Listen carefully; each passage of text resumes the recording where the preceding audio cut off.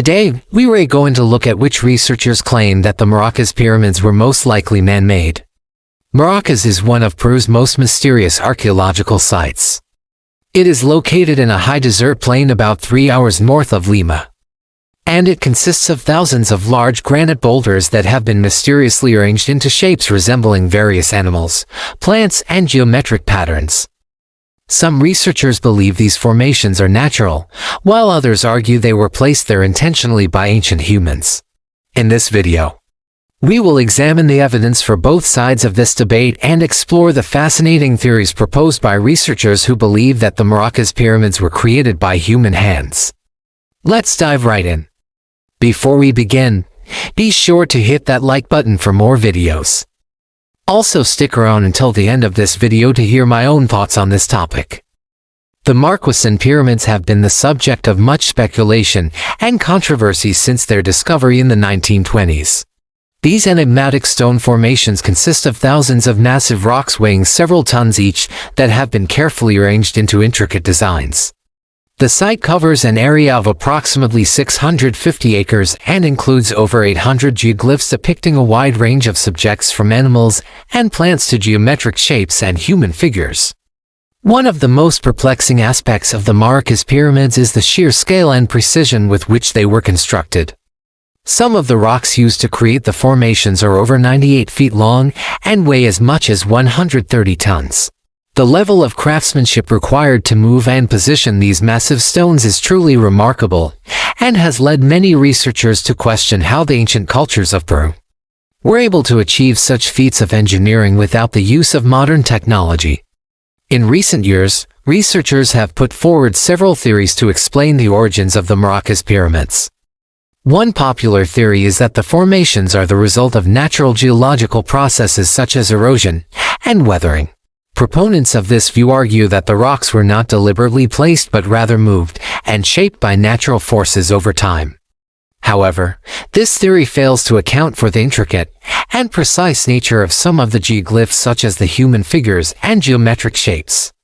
Additionally, some of the rocks appear to have been deliberately shaped and polished, which makes it difficult to attribute their creation to natural processes alone.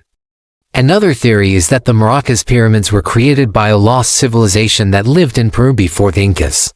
This civilization is believed to have flourished between 2000 BC and 800 CE and is thought to have reached a high level of technological and cultural development. Some researchers believe that this civilization was responsible for creating the Marcahuasi pyramids as part of a religious or spiritual practice. However, there is little evidence to support this theory and it remains largely speculative. Perhaps the most controversial theory is that the Marcahuasi pyramids were constructed by extraterrestrial beings who visited Earth in ancient times. This theory is based on the belief that the formations are too complex and precise to have been created by humans or natural forces, and that they must have been built by an advanced alien civilization. However, there is no scientific evidence to support this theory and it is generally considered to be a fringe view held by a small number of people. Now that we've covered some background, let us get into which researchers have claimed the Marcahuasi pyramids are man-made. Paul Kossak. Paul Kossak is a German-American explorer and author who has written extensively on the history and archaeology of Peru. In his book The Mystery of the Marcahuasi Pyramids, published in 1974, Kossak argues that the formations were constructed by a highly advanced pre-Inca civilization known as the Andean Empire. According to Kossak, this civilization had developed sophisticated technologies such as hydraulic engineering and astronomy, and used them to create the Marcahuasi pyramids as part of a religious cult. He believes that the site was used for ceremonial purposes and that the various geoglyphs represent deities or other sacred figures from their mythology. However, Kossak's theory has been challenged by mainstream archaeologists who argue that there is no evidence of a sophisticated pre-Inca civilization in the region and that his claims are based on misinterpretations of the archaeological record. They also point out that his theory does not adequately explain how the massive stones were moved and positioned without the use of modern equipment. Roger Lessier. Roger Leduc is a French researcher and author who has also written extensively on the Marcahuasi pyramids. In his book Les Mystères des Pyramides de Marcahuasi published in 1993, Leduc presents a similar theory to that of Paul Cusick, arguing that the formations were constructed by a highly advanced Andean culture. He believes that the pyramids date back to around 500 BC and that they were built by a civilization that possessed knowledge of astronomy and other sciences. Leduc supports his theory with various pieces of evidence, including the alignment of some of the geoglyphs with astronomical phenomena such as the solstices and equinoxes. He also points to similarities between the designs at Maracas and other archaeological sites in Peru and Bolivia, suggesting that they were part of a larger cultural complex. However, his theory has also been met with skepticism from mainstream archaeologists who criticize his methods and interpretations. John B. Matos. John B. Matos is a Peruvian archaeologist and historian who has worked extensively on the Maracas pyramids. And like Cusick and Leduc, Matos believes that the formations are not the result of human activity but rather natural geological formations. In his book Marcahuasi, Geoglyphs of the Ancient Andes published in 2007, Matos presents a detailed analysis of the site, arguing that the various geoglyphs are not man-made but rather resulted from natural processes such as erosion and weathering. Matos acknowledges that some of the rocks appear to have been shaped and polished, but he attributes this to natural forces rather than human activity. He believes that over time, water and wind have eroded the soft rock, creating the intricate designs that have been observed at the site. However, his theory has been challenged by other researchers who argue that it does not account for the precision and complexity of some of the geoglyphs. They point out that it is highly unlikely that natural processes could have created such accurate representations of plants, animals, and human figures. Christopher Bednarski. Christopher Bednarski is an American researcher and author who has studied the Maracas pyramids for over 20 years. In his book, Marcahuasi Pyramids, A New Perspective, published in 2015, Bednarski presents a unique theory on the origins of the formations. He argues that they were not created by a single culture or civilization, but rather represent a sequence of events that took place over several thousand years. According to Bednarski, the oldest layer of geoglyphs dates back to around 12,000 years ago and was created by a Paleo-Indian culture. These early inhabitants of Peru were skilled hunters and gatherers who used the land for subsistence and ritual purposes. Over time, their culture evolved, and they began to engage in agriculture and other settled ways of life. By around 5,000 years ago, this culture had developed into a complex society with its own social hierarchy and religious beliefs. They continued to use the Maracas site for ceremonial purposes, but also began to build structures and settlements nearby. However, around 2,500 years ago, there was a sudden shift in the types of glyphs being created at Maracas. The older, more abstract designs were abandoned in favor of more realistic depictions of plants, animals, and human figures. This change in style, according to Bednarski, reflects a significant transformation in the culture of the people living in the region. They had become more sophisticated, and their worldview had become more complex. This new culture was responsible for the majority of the geoglyphs at Maracas, and they continued to use the site for centuries. However, around 800 years ago, their civilization collapsed for reasons that are not well understood. The remaining population migrated away from the Maracas site, leaving behind their ancient home and the pyramids they had built so carefully. It is important to note that this theory is still highly debated and has not been widely accepted by the archaeological community. Many mainstream archaeologists continue to argue that the Maracas pyramids are the result of natural processes or that they were created by a single culture during the pre-Inca period. However, Bednarski's theory provides an alternative perspective that may help to explain some of the features of the site that have been difficult to account for using more traditional models. Further research and investigation will be needed to determine the true origins of the Maracas pyramids and to fully understand their significance in the history of Peru. My thoughts. After learning about all the theories on the Maracas pyramids, I have to say I am thoroughly impressed by the ingenuity and determination of those who have dedicated their lives to understanding these mysterious formations. Whether they were created by ancient humans or by natural forces, the level of craftsmanship and precision evident in some of the geoglyphs is truly remarkable. While I find the idea of a highly advanced Andean civilization constructing the pyramids as part of a religious cult center intriguing, I am also fascinated by the theory that they were created by a Paleo-Indian culture over several thousand years. This idea suggests that the Maracas site played a significant role in the development of human civilization in Peru and that the various geoglyphs represent different stages in the evolution of society from nomadic hunter-gatherers to settled agriculturalists. Ultimately, I believe that the truth lies somewhere in between these two theories, and that the Maracas pyramids are the product of multiple cultures and events that took place over a long period of time. Perhaps a small group of people did intentionally arrange the first few sets of stones as part of a spiritual ceremony. Then over the centuries, later societies built upon this foundation, adding their own designs and symbols to the existing formations. This would explain why some of the geoglyphs are highly stylized while others are more realistic, and why there appears to be a break in the continuity of the designs over time. Of course, this is just my personal opinion, and I am by no means an expert on the Maracas pyramids. I hope that further research and investigation will shed more light on the origins of these enigmatic formations and that they will continue to inspire wonder and curiosity in people all around the world for generations to come. What do you think about the Maracas pyramids? Do you think they were created by human hands, or are they the product of natural forces? Let me know your thoughts in the comments below. And if you enjoyed this video, be sure to hit that like button for more videos. Thanks for watching. In this video, we're gonna look at what evidence links the mysterious site of Marcahuasi to Inca activity. Now, if you haven't seen the videos already covering this site, make sure you check out the previous videos after watching this one. There are 2 other videos that cover Marcahuasi in great detail, including my own theory on how this site functioned. So make sure you watch those afterwards. But for now, let's jump right into the evidence that connects the Inca to Marcahuasi. First, let's look at this image. This is an excavated portion of the site. And if you look carefully, you can see a series of niches built into the rock face. These niches are exactly the same style as those found at Pumapunku and other sites throughout Bolivia.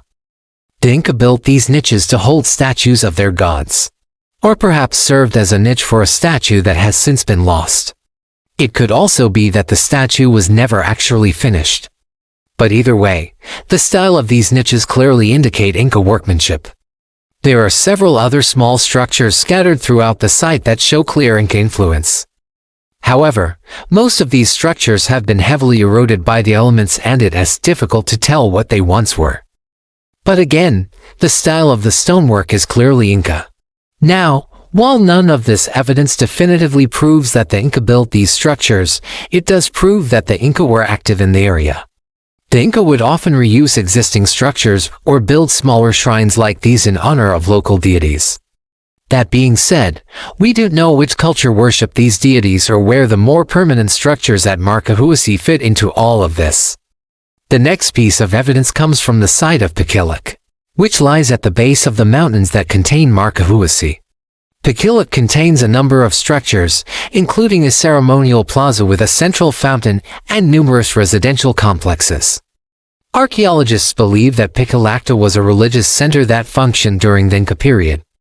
There are several Inca ruins nearby, including an advanced astronomical observatory known as Amantani. It seems likely that the Inca absorbed the local cultures and incorporated them into the empire. Thus, many native people likely served the Inca gods alongside their own deities. In 1936, excavations uncovered a cache of items near one of the fountains at Peca.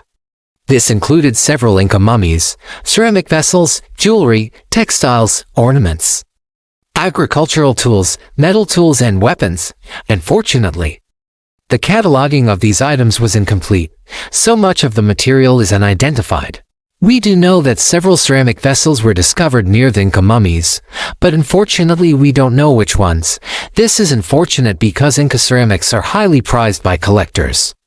So they would have been very unlikely to leave them behind. It's possible that these vessels were ritualistically smash. But it's equally possible that looters disturbed the burial before the excavation began. It should be noted that excavations at Pictolacta ceased in 1936, likely due to looting. While it's true that many important discoveries were made, it's likely that much of the site has been looted, making further excavations unlikely to produce significant results. However, it's worth noting that not all of the artifacts discovered here were Inca. Several predate the Inca, indicating that the area was inhabited long before the Inca arrived. Now let's look at some of the Inca ceramics that have been discovered at Marcahuasi. We have 3 different vessels in total. One vessel is a small plate that bears the iconic Inca design known as a tumpu. The tumpu is a type of woven textile made from a combination of animal skins and vegetable fibers. These were highly prized by the Inca and were often used as a symbol of authority. They were also used as a form of currency and were even displayed in temples as a kind of trophy. There are numerous examples of tumpu designs carved into stone across the empire, but this is only the second example of a ceramic vessel bearing the design. The other 2 vessels are small jars, both decorated with the head of a feline. Feline imagery is common in Inca art and is usually associated with the deity known as Pachacamac. He was the supreme god of the Inca pantheon and was believed to have created the world. Feline imagery is also found at Tiwanaku, so it may have had religious significance for that culture as well. Next, let's discuss the metalwork found at Maracas. We have 4 objects in total: a pendant, 2 knives and an axe. All 4 objects are made of silver and copper, but only the pendant contains gold. The technique used to create these objects is known as tumpi metalwork. This technique involves hammering thin sheets of metal until they are extremely thin and pliable. It then takes just a few strikes with a harder metal tool to form the desired shape. A similar technique is still used by modern silversmiths. The pendant is decorated with a human face surrounded by serpents. The upper serpent's head forms the loop that connected the pendant to its cord or chain. This object was likely used in a ritual capacity and may have been associated with a local deity, though we don't know which one. The 2 knives each have a slightly different design. One knife features a geometric pattern, while the other features a series of small holes along its blade. The axe has a geometric pattern along its blade and features a triangular notch at the top of its handle. Both knives date to the Inca period, while the axe dates to the late Horizon period. This term refers to the time immediately following the Spanish conquest. Finally, we have the textiles. Only one piece of textile survived the centuries, but it contains a wealth of information. The fabric itself is surprisingly intact, considering it's over 500 years old. But it will require some extensive cleaning to determine its full size and design. The material is a type of cotton known as kawiwa. This grows only in the mountains of Bolivia and Peru and was highly prized by the Inca. The thread was produced by hand and the fabric was woven on a backstrap loom. The patterns on the fabric contain a variety of colors, but the main design features a series of lines and dots. This fabric is similar to others found at Inca sites throughout South America, but it's unique enough to warrant further study. Once cleaned, it may help us to better understand how the Inca viewed the world around them. These artifacts prove without a doubt that the Inca visited the area around Marcas. But did they build the structures on the mountain? Some researchers have argued that they did based on the similarities between Inca ruins throughout Bolivia and Peru. However, this is only a weak argument as the Inca Empire spanned a massive area. It's not surprising that various sites share similarities. Another argument is that the Inca would not have reused a pre-existing structure like Mara's unless it was of religious significance. Again, this is a valid point. The Inca rarely reused foreign structures unless they were somehow religiously significant. But it could also be that the Inca adapted Mara's to their own religion after conquering the region. We simply don't have enough evidence to say for sure. My own belief is that the Inca modified the existing structures at Mara's to fit into their religion. But again, I go into great detail about my own theory in another video. So be sure to check that one out afterwards. Thanks for watching. Don't forget to subscribe and come back soon for more archaeology and history. Have a great day. Bye. Hey, everyone. It's me. Number 10. The Nazca Lines. There are many different reasons why people believe there really is evidence of aliens in Peru. First off, we have the Nazca Lines.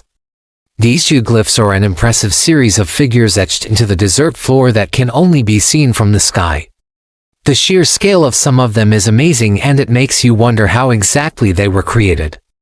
Many experts say these lines were made by the ancient Peruvian cultures as a form of religious worship or ritual.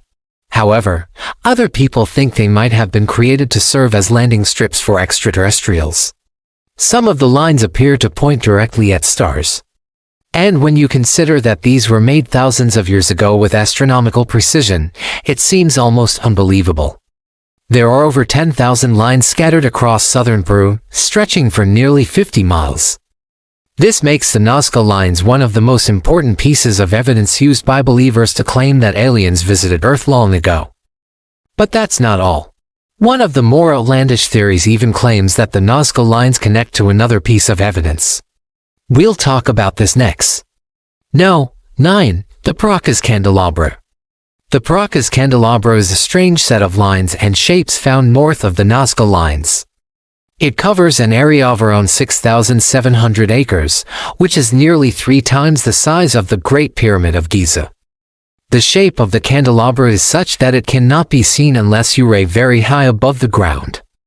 Some people even say the entire thing was created as a giant landing strip for spaceships that came from another world. As you can see, the lines stretch outwards from the center like the legs of a pair of giant scissors. Then at the middle, connecting the two lines together, is a triangle. What does this mean?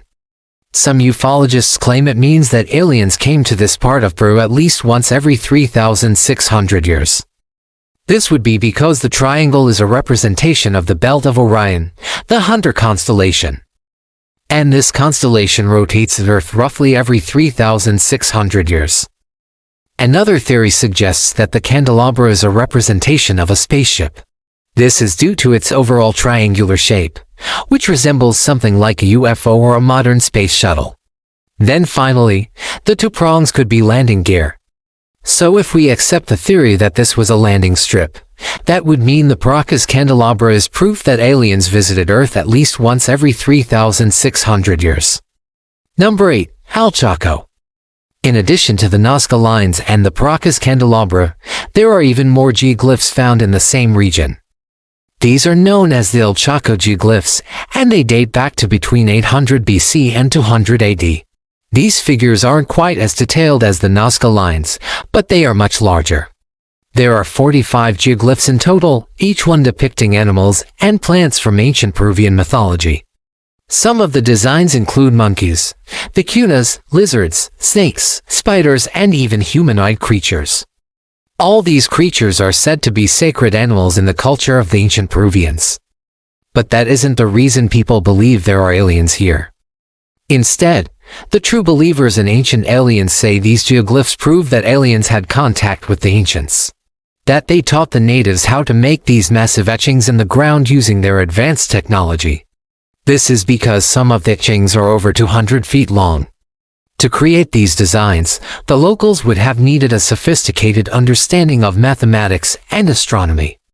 Unfortunately, we don't know too much about the history of these etchings or who actually made them. They were only discovered in 1997, and archaeologists still haven't uncovered any nearby settlements or ruins. No one knows what happened to the people who made them or where they even lived. Number 7. The Ica Stones. A little closer to the coast in the Ica Valley, there's a collection of stones that are also thought to be proof of alien contact. These are called the Ica Stones, and they've been nothing short of controversial ever since they were discovered in 1961. The discovery was made by a man named Javier Landeros when he uncovered a vast collection of ancient artifacts in a cave. He found things like ceramics, statues, textiles, and about 11,000 oddly shaped stones. Each stone monolith is covered in strange symbols and writings. And according to those who believe in aliens, these stones are proof that ancient Peruvians had contact with beings from another planet. Those who believe say that the depictions on the stones are too complex to have been made by the primitive Peruvians, that they must have been influenced by extraterrestrial visitors. But others have argued that the stones are a hoax. A scientist named Paul Baer conducted tests on the stones and claimed that many of them were actually made within the last few decades. According to his analysis, the markings were made using modern tools like lathes and electric drills. On top of that, the supposed ancient symbols are actually just copies of symbols used by modern religious groups in South America. Not to mention, scientists have found traces of modern cement in some of the etchings. But despite all the scientific evidence that points to a recent origin for the stones, believers in ancient aliens continue to argue that they are proof of extraterrestrials on Earth thousands of years ago. And now for number 6. But first I want to give a big shout out to supporters. Thanks so much for watching and supporting the channel. If you are new here, be sure to join the family. We'd love to have you. Number 6. The Marcahuasi tablets. Many people are convinced that ancient aliens came to South America thousands of years ago. The reason they believe this is because of a collection of tablets found in Marcahuasi. These stone tablets are covered with strange carvings that some people say are proof of alien contact. Many of the tablets feature geometric designs, including squares, triangles, and circles. Some show human-looking figures with large eyes and strange heads. Others depict animalistic figures with feathers, claws, and sharp teeth. These human-like figures are thought to be representations of the gods worshipped by the ancient Peruvians.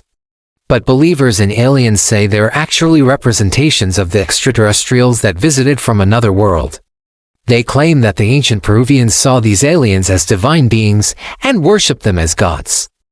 This is because the aliens were supposedly so advanced compared to the Peruvians. They must have appeared almost magical to the primitive natives. Number 5. The Marcahuasi monuments. Marcahuasi itself is a large network of rock formations spread throughout a mountainous region. It consists of hundreds of natural limestone formations that contain petroglyphs, caves, springs, and even standing stones. It's located about 4,500 feet above sea level in the Andes Mountains. While there is no direct evidence of extraterrestrial activity here, many believe that the monuments are proof of alien presence. For one, the mountains themselves are perfectly aligned with the Orion constellation, meaning they essentially function as a giant calendar. Second, there are plenty of strange carvings here that suggest otherwise. Human-looking figures seem to appear all over the place, carved into the rocks in strange poses. Many of them look to be either praying or communicating with these strange alien-looking beings. Then third, there are strange patterns in the rocks that some say were created with the help of aliens. These are similar to the Nazca lines, only instead of being in the desert, they're up in the mountains. Number 4. The Pumapunku Gateway. One of the strangest places in Pumapunku is known as the Gateway. It's a large stone structure with a doorway cut right through it. The gateway is so unique that many people believe it couldn't have been made by the ancient Incas. Ufologists believe it's proof that the ancient Peruvians had access to advanced technology, perhaps even alien technology. The gateway is the most impressive of many structures found at Pumapunku. Here there are thousands of pieces of masonry that weigh tons each, all fitted together without the use of mortar or cement. On top of that, many of the stones have been intricately carved with strange alien-like faces. Some of them even resemble the famous Nazca alien. Even mainstream archaeologists admit that the site is truly mysterious and unlike anything else built by the Inca. But they also admit that there's no concrete evidence of alien involvement. Number 3. The Nazca alien. The Nazca alien is one of the most famous pieces of evidence for ancient aliens in South America.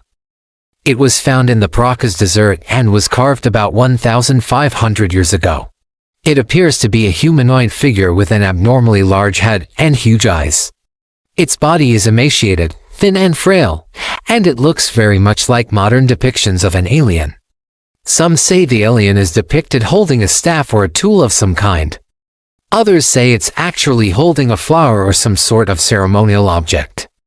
Nobody knows what this creature was supposed to represent, but it has become the de facto symbol of the Nazca people and the supposed connection they had with aliens. Some ufologists even go as far as to say that the Nazca people got their advanced knowledge from these extraterrestrials. It was because of the aliens that the Nazca people became so scientifically advanced, so much so that they could create geoglyphs that stretched across miles of desert. Number 2. Ancient astronaut theory. The ancient astronaut theory is a belief held by many ufologists. It basically says that aliens visited Earth in the distant past and interacted with the ancestors of modern humans. Of course, this would explain the appearance of alien-themed carvings all across the globe. In fact, it would explain the existence of all ancient civilizations. But that's only because the ancient astronauts came down from the skies with advanced technology, teaching the humans how to build pyramids and temples and do advanced mathematics. According to this theory, the ancient Peruvians were taught how to make the Nazca lines by beings from another world. It was thanks to alien interference that the Peruvians were able to create such precise and intricate figures in the ground. In fact, this theory can be applied to many different places around the globe. If we accept that the ancient astronauts are real, then the pyramids of Egypt were actually built by aliens, and the Easter Island heads were actually crafted with the help of extraterrestrials. This is the ancient astronaut theory. It's a wild idea that seems pretty far-fetched, but is nonetheless popular amongst ufologists. Number 1. Erich von Däniken. Erich von Däniken is a Swiss author who has done more to promote the idea of ancient aliens than anyone else. He's written dozens of books on the subject, most of which have been translated into dozens of different languages. His best-known work is called Chariots of the Gods. It was published in 1968 and practically started the entire UFO movement. According to von Däniken, he didn't invent the idea of ancient aliens, but he was the first person to bring the theory to the attention of the mainstream. His books have sold millions of copies worldwide and have inspired countless documentaries and TV shows. According to von Däniken, the pyramids of Giza were actually built by aliens. The Sphinx was designed to look like an alien with a body of a lion and the head of a human being. It was aliens who taught the ancient Egyptians how to build so precisely. It was aliens who gave mankind our knowledge of science and mathematics. And it was aliens who were worshipped as gods by the ancient people of South America. Basically, according to von Däniken, aliens were responsible for everything we now attribute to the ancient civilizations of the world. Thanks for watching. Do you believe there are aliens in Peru? Let me know in the comments below. See you next time. Bye.